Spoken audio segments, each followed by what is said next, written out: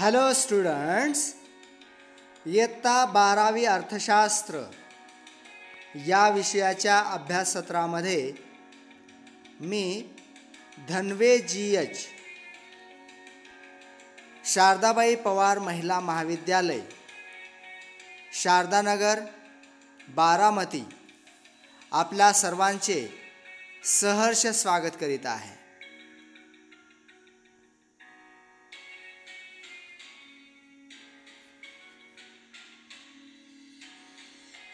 मागणीच्या लवचिकता या प्रकरणामध्ये मागणीची किंमत लवचिकता हा भाग आपण पाहतो आहोत. त्यामध्ये मागणीच्या लवचिकतेचे 3 प्रकार आपण पाहिले. सुरुवातीला आपण उत्पन्न लवचिकता हा भाग पाहिला.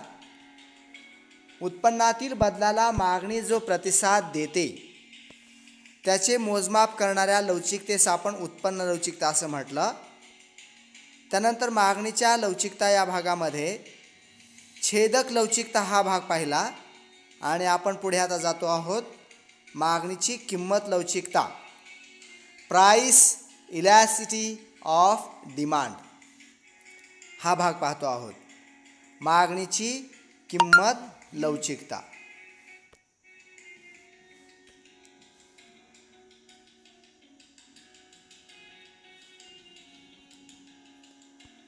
मागणीच्या किंमत लवचिकतेच्या व्याख्येचा भाग आपण डेफिनेशन जी आहे, संकल्पना किंवा व्याख्या ती पाहूया आणि पुढे जाऊयात.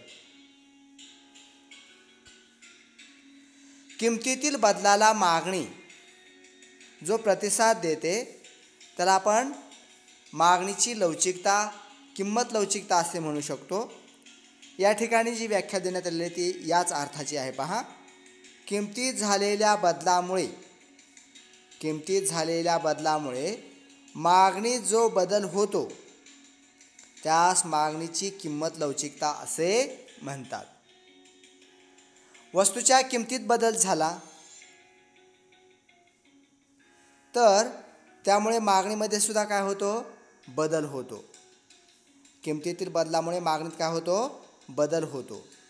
त्याला आपण काय म्हणतो, किंमत लवचिकता असे म्हणतो. ठीक आहे.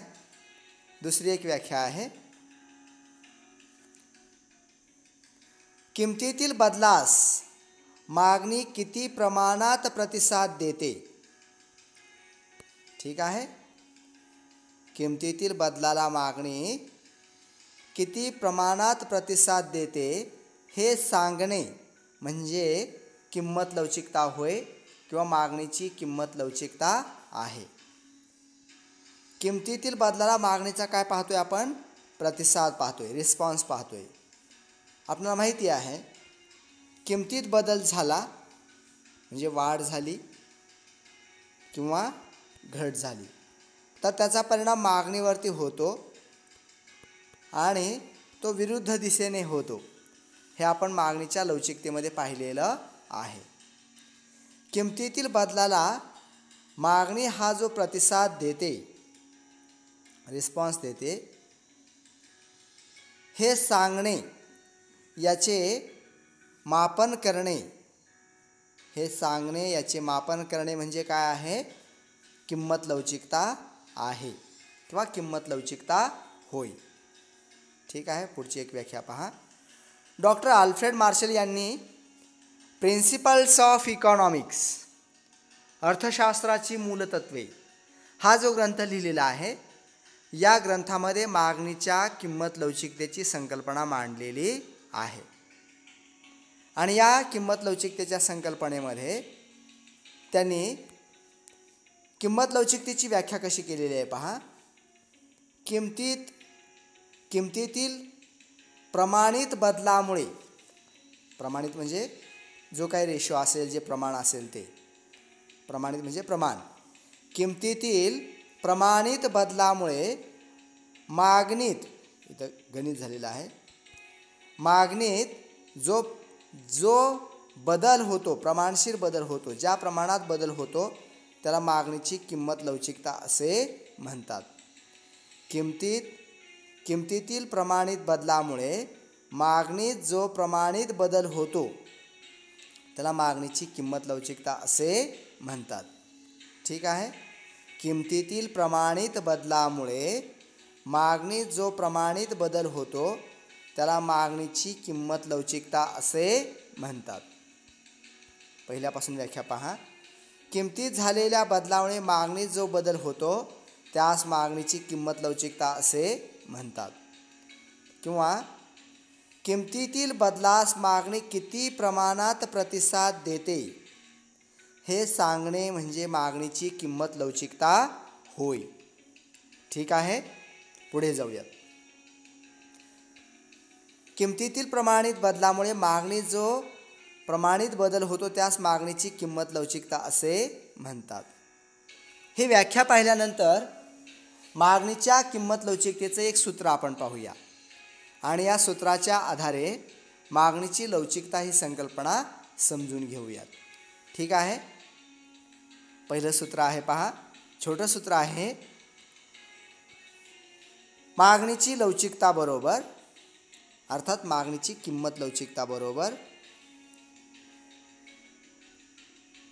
मागणीची किंमत लवचिकता बरोबर मागणीतील शेकडा बदल.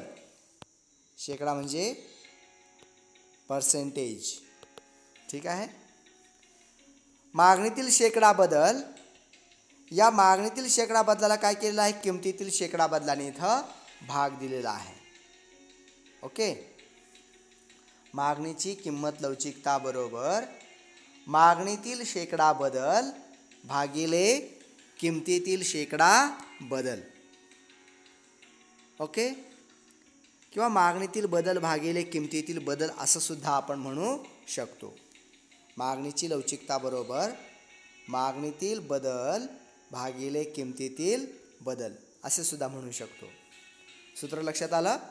मागणीची किंमत लवचिकता बरोबर म्हणजे काय केलेलं आहे? किमतीतील बदलाने मागणीतील बदलाला काय केलेलं आहे? इथं भाग दिलेला आहे. ओके. छोटे सूत्र पाहण्याच्या अगोदर मोठ्या सूत्राचं याच सूत्राचं आपण काय करूया? एक उदाहरण घेऊन मागणीची किंमत लवचिकता ही संकल्पना समजून घेऊयात. समजा की या ठिकाणी किमतीत बदल झालेला आहे. किमतीमध्ये जो बदल झालेला आहे तो 10% एवढा बदल झाला. किमतीत शेकडा बदल किती झाला? 10%. आणि त्यामुळे मागणीत जो बदल झालेला आहे तो समजा की 20% आहे. ओके. तर या ठिकाणी मागणीतील बदल किती आहे? 20%. किमतीतील बदल किती आहे? 10%. 10 1 10, 10 2 20. किती आलं गुणोत्तर? 2. म्हणजे इथं मागणीची लवचिकता 2 आली. किंमत लवचिकता किती आली? 2. आणि 2 हे 1 पेक्षा जास्ती आहे. म्हणजे इथं किमतीतील बदलाला मागणीने काय केलेलं आहे? जास्ती प्रतिसाद दिलेला आहे, अधिक प्रतिसाद दिलेला आहे असं आपण म्हणू शकतो. आणि म्हणून मागणीची लवचिकता इथं काय आहे? जास्ती आहे. Price elasticity of demand is greater than 1 असं आपण म्हणू शकतो. अर्थात सूत्र लक्षात आलं. मागणीची किंमत लवचिकता बरोबर मागणीतील शेकडा बदल भागिले किमतीतील शेकडा बदल. जाऊया पुढे. एक छोटं त्याचं संक्षिप्त रूप आपण केलेलं आहे. डेल्टा म हा जो सिम्बॉल आहे डेल्टा आपण मागे पण पाहिलेला आहे. हा डेल्टा म म्हणजे काय आहे? मागणीतील बदल. ओके. डेल्टा म भागिले डेल्टा क. डेल्टा क म्हणजे काय आहे? किमतीतील बदल आहे. ओके. डेल्टा म भागिले डेल्टा क म्हणजेच मागणीतील बदल भागिले किमतीतील बदल. त्याला संक्षिप्त रूप हे जे सूत्र आहे या सूत्राचं हे काय आहे? संक्षिप्त रूप आहे.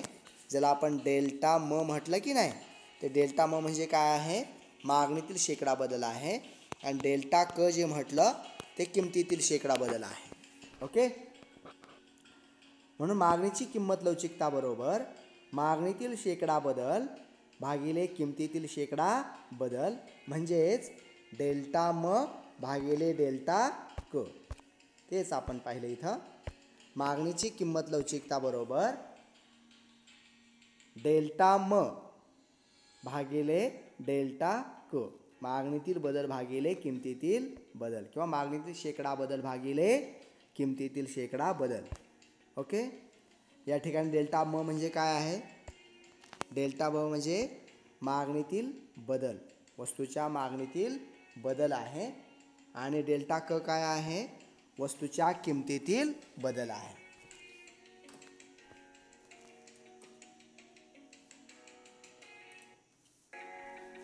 ओके.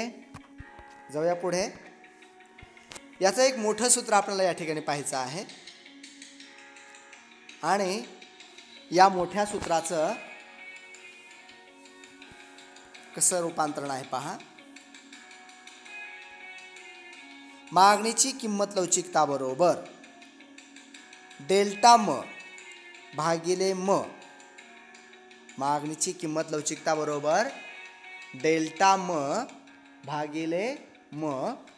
याला पूर्ण भागिले आहे, पूर्ण भागिले डेल्टा क भागिले क. आता आपण अगोदर पाहिल्याप्रमाणे डेल्टा म म्हणजे काय आहे ते माहिती आहे आपल्याला. मागणीतील बदल. डेल्टा म म्हणजे काय आहे? मागणीतील बदल आहे. ओके. आणि म म्हणजे काय आहे? तर म याचा अर्थ इथं मूळ मागणी असा आहे. मागणी याचा म म्हणजे काय आहे? मूळ मागणी. डेल्टा म म्हणजे बदललेली मागणी, मागणीतील बदल किंवा बदललेली मागणी आहे. आणि म म्हणजे काय आहे? मूळ मागणी आहे. आता मागणीतील बदल, मूळ मागणी काय आहे हे समजून घेऊ अगोदर. समजा की एका वस्तूची किंमत 10 रुपये असताना मागणी 20 नगांची केली जाते. ओके. आता इथं 10 रुपये किमतीला किती नगांची मागणी आहे? 20 नगांची मागणी आहे. किंमत 10 रुपयावरून 5 रुपये झाली. ओके. आणि 5 रुपये किंमत झाल्यामुळे मागणी 40 नगांची झाली. ओके.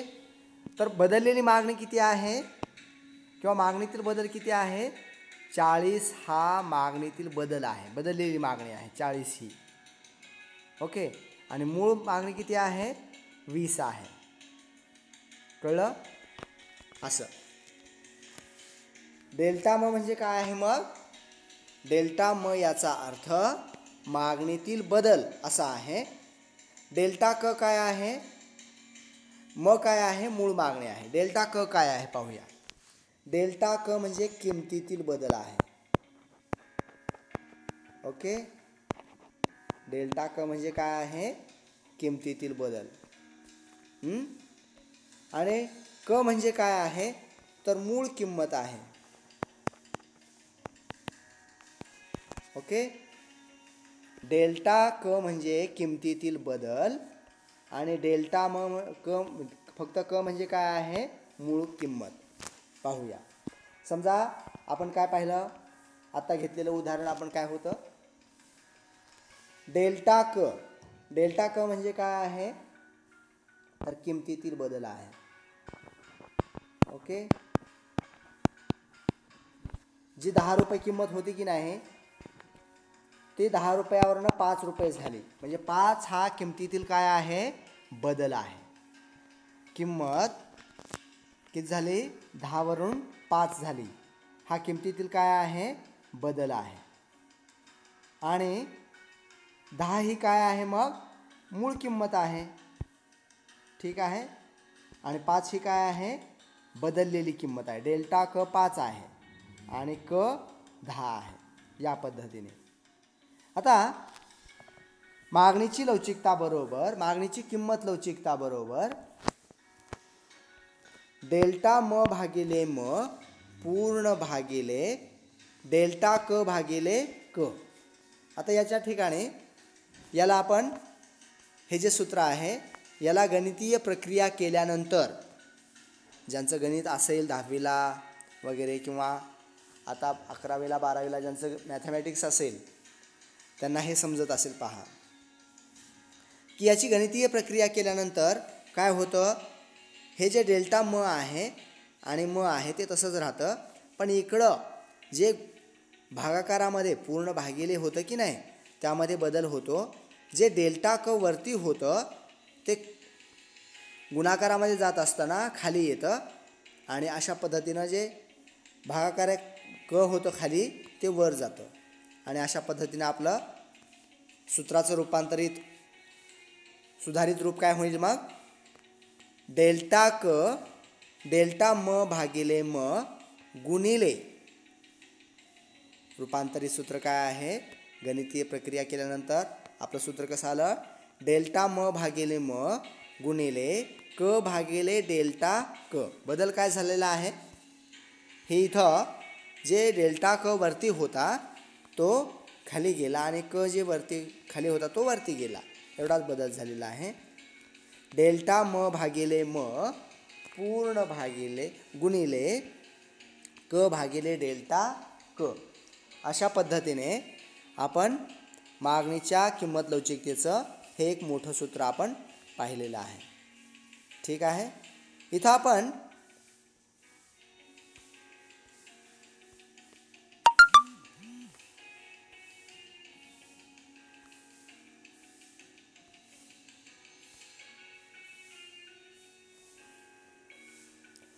म काय आहे, डेल्टा म काय, वस्तूच्या मागणीतील बदल. म म्हणजे काय, वस्तूची मूळ मागणी. डेल्टा क म्हणजे वस्तूच्या किमतीतील बदल आणि क म्हणजे वस्तूची मूळ किंमत. ओके. तर या पद्धतीने मागणीच्या लवचिकतेचं किंमत लवचिकतेचं हे सूत्र आपण पाहिलेलं आहे. तेच पहा, मूळ मागणी, म म्हणजे मूळ मागणी, डेल्टा म म्हणजे नवीन मागणी व जुनी मागणी यांच्यातील फरक म्हणजे बदल.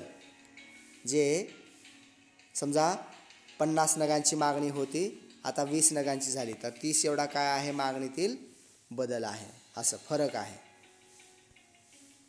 मूळ किंमत आणि नवीन किंमत आणि जुनी किंमत यांच्यातला फरक डेल्टा क म्हणजे किंवा बदल.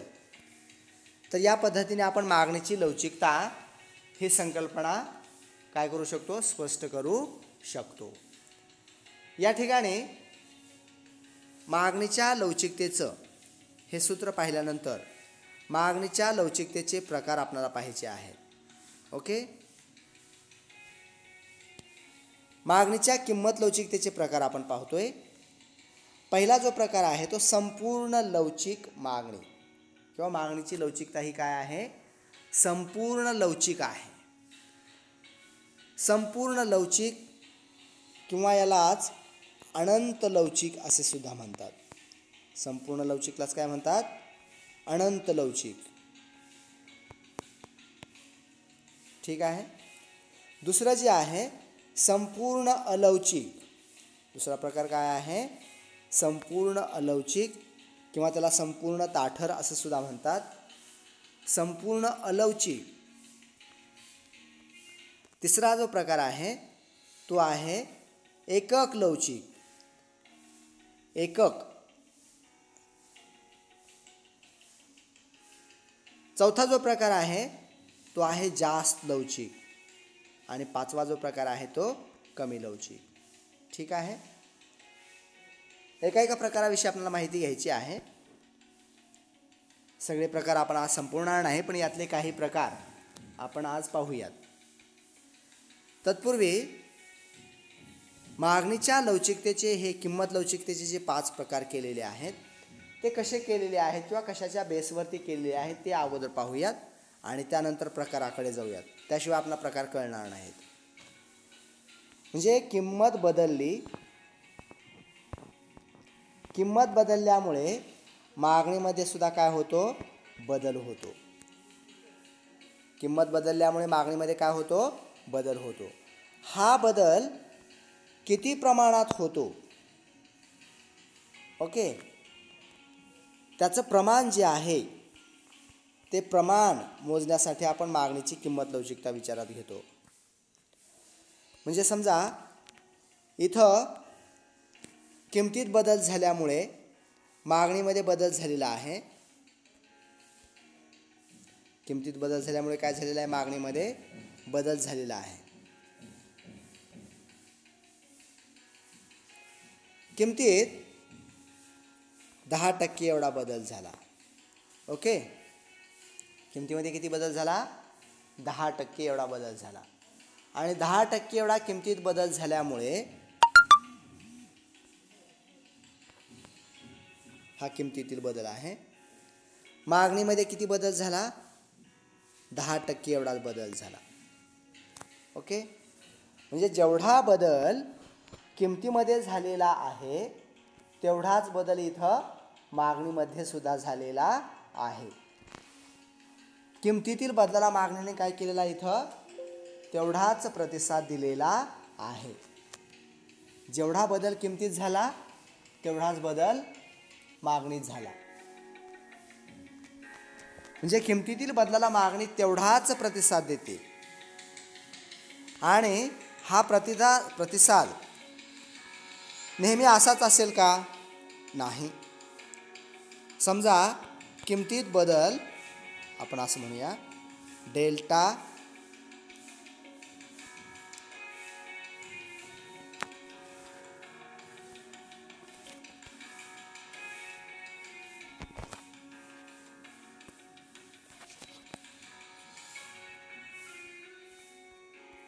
एकच मिनटा, सॉरी थोडंसं डिस्टर्ब झाला. पहा, हां, किमतीतील बदलाला मागणी नेहमी 10% एवढाच प्रतिसाद देईल का. समजा delta P is equal to 10% आहे.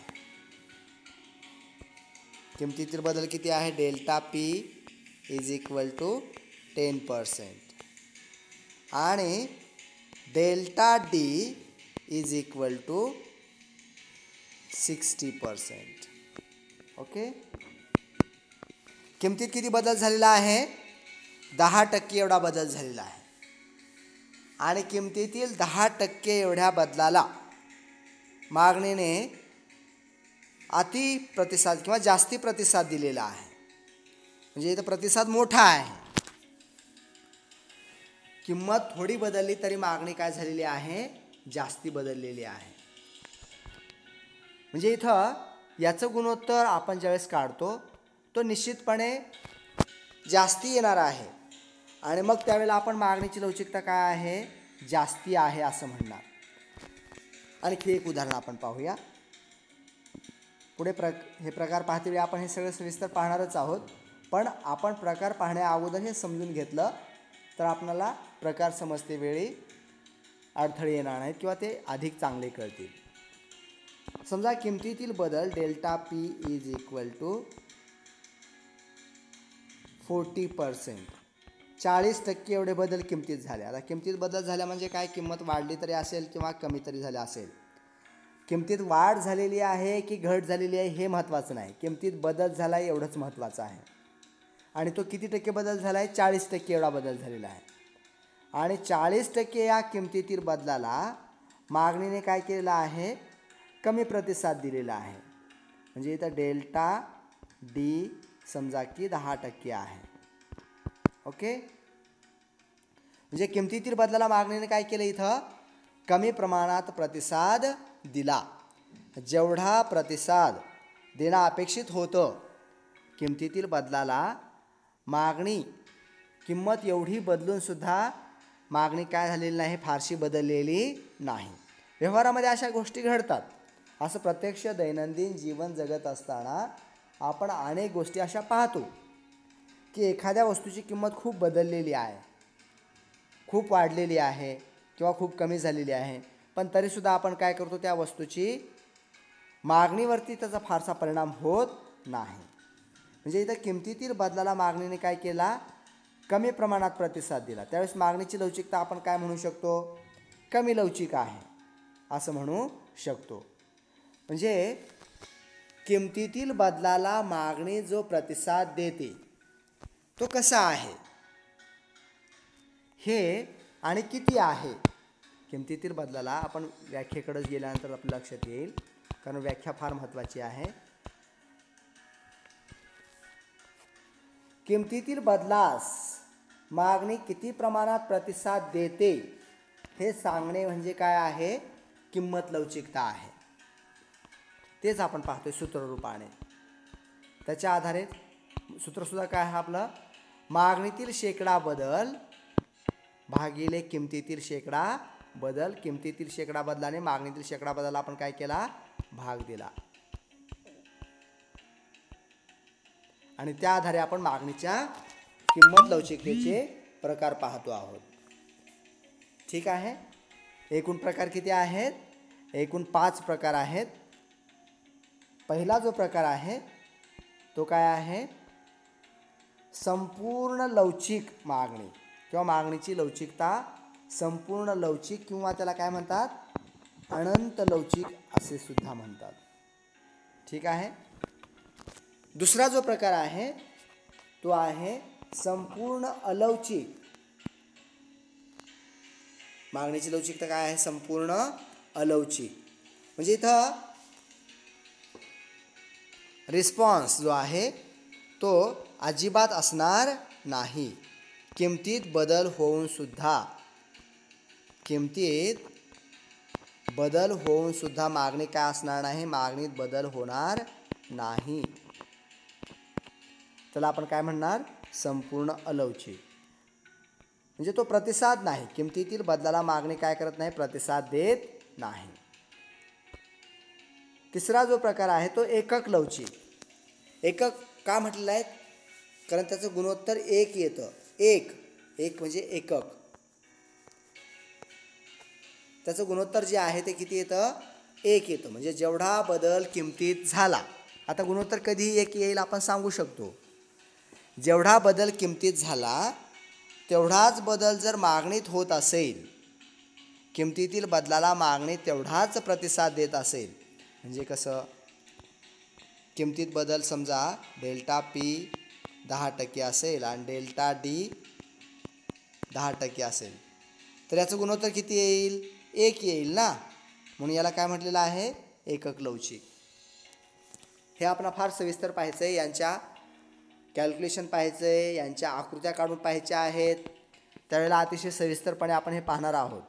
पण आज फक्त त्याचा आढावा आपण थोडक्यात घेतो आहोत. उद्याला एक एक प्रकार आपण सविस्तर समजून घेऊयात. आज फक्त प्रकार कोणते आहेत आणि 5 प्रकार फक्त समजून घ्या. तिसरा प्रकार काय पाहिला आपण, एकक लवचिक किंवा एकाबरोबर.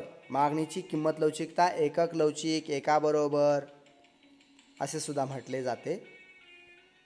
तिसरा प्रकार जो आहे तो जास्त लवचिक आहे. आता अनंत आणि जास्त मध्ये थोडासा फरक आहे, लक्षात घ्यायचं आहे. म्हणजे जास्त आणि प्रचंड याच्यामध्ये फरक आहे की नाही. जास्त म्हणजे किती जास्त हे आपण सांगू शकतो, पण प्रचंड म्हणजे तो प्रचंड मोठा बदल असतो, अधिक प्रतिसाद असतो. म्हणजे किमतीतील बदलाला मागणी इथं जास्ती प्रतिसाद देत असेल तर त्याची लवचिकता काय असते, जास्ती असते. आणि प्रतिसाद कमी देत असेल तर कमी लवचिक. पहा, प्रचंड मोठा प्रतिसाद देत असेल कोण, मागणी. कोणाला, किमतीतील बदलाला. ठीक आहे.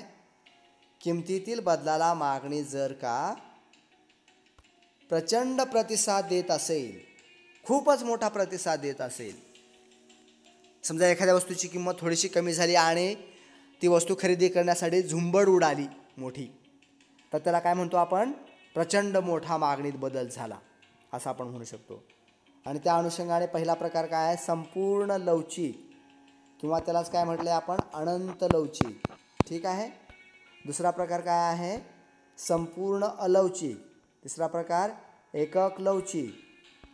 चौथा जास्त लवचिक आणि 5वा कमी लवचिक. जास्त लवचिक आणि संपूर्ण अलवचिक मधला सुद्धा फरक लक्षात घ्यायचा आहे आपल्याला. संपूर्ण अलवचिक म्हणजे किमतीतील बदलाला मागणी प्रतिसादच देत नाही. म्हणजे किमतीत समजा 80% बदल झाला आणि मागणीमध्ये 0% बदल झाला, मागणी बदललीच नाही. ठीक आहे. म्हणजे इथं किमतीतील बदलाला मागणी प्रतिसादच जे नसेल तर त्याला आपण काय म्हणणार, संपूर्ण अलवचिक. आणि कमी प्रमाणात प्रतिसाद देत असेल म्हणजे 10%ला 1% बदलत असेल तर इथं काय आहे, लवचिकता कमी लवचिक आहे. अशा प्रकारे मागणीच्या लवचिकतेचे हे 5 प्रकार आपल्याला आहेत. पहिला जो प्रकार आहे त्याची थोडक्यात आपण ओळख करून घेऊयात आणि आपण थांबूयात. संपूर्ण लवचिक, अनंत लवचिक किंवा संपूर्ण लवचिक मागणी.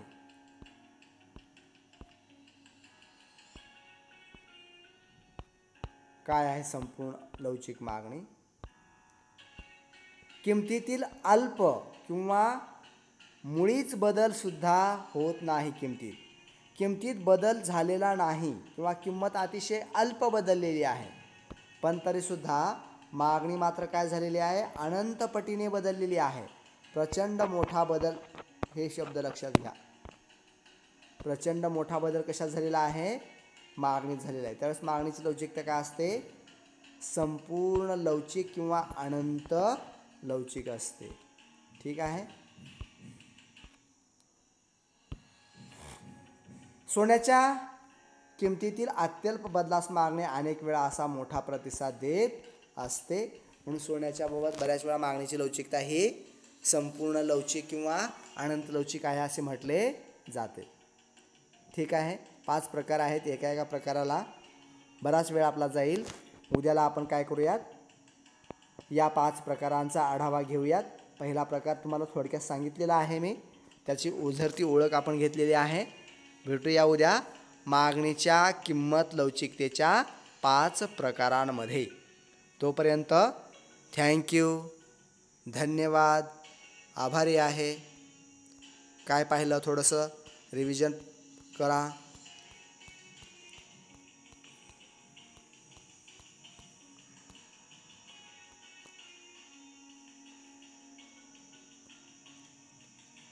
इथं तुम्ही वाचायचं आहे. हे रिव्हिजन तुमच्यासाठी आहे.